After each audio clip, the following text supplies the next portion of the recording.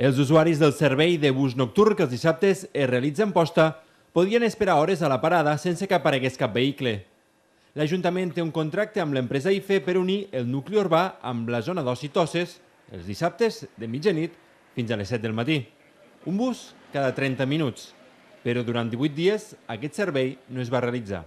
El que se'ns fa arribar és que justament aquests dies que no s'ha prestat els serveis coincidien els dies en què la discoteca Metro, que és el foc d'atracció més important a la zona lúdica de Toses 21, no obria.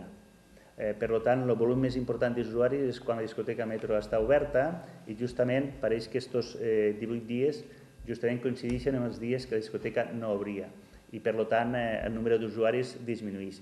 L'Ajuntament ha obert un expedient a l'empresa adjudicatària. Considera que, malgrat els pocs usuaris potencials, el servei estava contractat i s'havia de realitzar.